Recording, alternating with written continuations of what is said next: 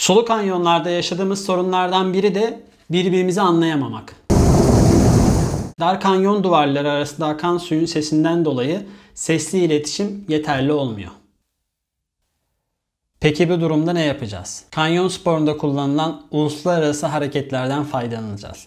Şimdi bu hareketlere bakalım. İlk olarak tamam hareketi. Belki de kanyonda en çok kullanılan hareketlerden biri. Bir sporcu istasyonu kuruyor ve onay veriyor. İkinci sporcu da tamam hareketi yaparak istasyona gidiyor. Veya yüksekten suya atlanıldığı zaman su yüzeyine çıkan sporcu iyi olduğunu tamam hareketiyle bildiriyor. Dur hareketi. Kanyon içinde bu hareketi gördüğümüz zaman duruyoruz ve yeni bir hareket gelene kadar bekliyoruz. Engel hareketi. Suda ilerlerken var olan engelleri göstermek için kullanılır. Yüksekten suya atlamadan önce ilk sporcu iner ve suda engel varsa gösterir. Kaygan zemin hareketi. Kanyon içinde bu hareketi gördüğünüzde dikkatli bir şekilde adım atarak ilerlenmelidir. Dizlerini bükerek atla hareketi.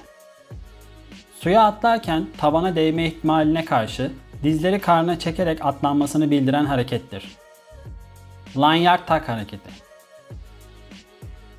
Emniyetli bir şekilde yan geçiş veya istasyona yaklaşmak için lanyard kullanılmasını gösteren harekettir. Sistemi aç hareketi. İstasyonun hareketli hale getirilmesi için kullanılır. İpi uzatmak veya sporcu indirmek için ihtiyaç duyulabilir. Sistemi acil aç hareketi. İp üzerinde zor durumda kalan sporcuyu hızlı bir şekilde indirmek için kullanılan harekettir. Sistemi kapat hareketi. Hareketli istasyonun tekrar sabit hale getirilmesidir. Daha sonra sporcular inişe devam edebilir. Kılavuz hat hareketi. İniş ipi haricinde bir ip daha kullanılır. Gerdirilerek kılavuz hat üzerinden iniş yapılması sağlanır. İp ver hareketi. İpin iniş uzunluğundan daha kısa kaldığı zaman kullanılır. İniş yapabilmek için ipin ucunun suya değmesi gerekmektedir. İp çek hareketi. İniş uzunluğundan daha fazla ipin açıldığını ve fazlalığın yukarı çekilmesini bildiren harekettir. Çanta hareketi. Bir çantanın gönderilmesini isteyen harekettir. Çanta suya kaptırılmadan dikkatli bir şekilde atılmalıdır. İp çantası hareketi. Bir ip çantasının gönderilmesini isteyen harekettir. İp çantası suya kaptırılmadan dikkatli bir şekilde atılmalıdır. Karabina hareketi. Karabinanız kalmadığında ekip arkadaşınızdan karabina isteme hareketidir. İniş ipi hareketi. Uzun ip istemek için kullanılan harekettir. Yan geçiş ipi hareketi. Kısa ip istemek için kullanılan harekettir. Dikkatli bir şekilde uzun veya kısa ipi ekip arkadaşınıza yollayabilirsiniz. Uzunluk hareketi. Sol el 0'ı, sağ el 1'den 5'e kadar olan rakamları temsil eder. Bu şekilde 10, 20, 30, 40 ve 50 metrelik uzunluk işareti yapılır. İp veya iniş uzunluğunu belirtmek için kullanılabilir. İpi kes hareketi. İpin kesilmesini gerektiren acil durumlarda kullanılan harekettir. Yardıma ihtiyaç var hareketi. Kurtarılma durumuna ek olarak ilk yardıma ihtiyaç olduğunu belirten harekettir. Son olarak yardıma ihtiyaç yok hareketi. Kurtarılma haricinde hiçbir şeye ihtiyaç olmadığını belirten harekettir.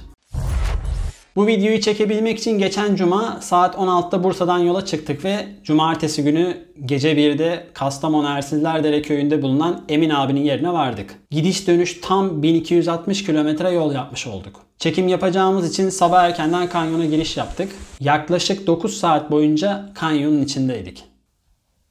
Çünkü videoları birkaç kez çektik. Bazen jumarlamam gerekti.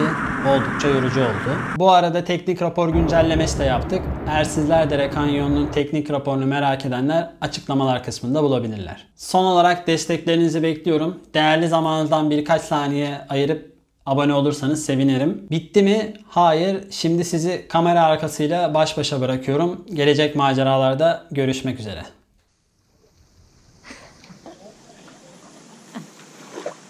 Yaptın aşkım. Birkaç kez çekiyoruz, o olanını çok kullanacak.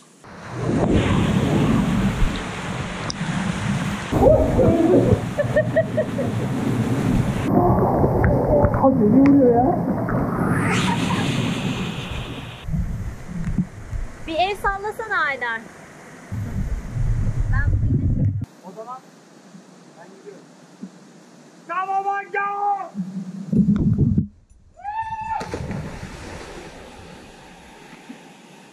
Ulan çok iyi be!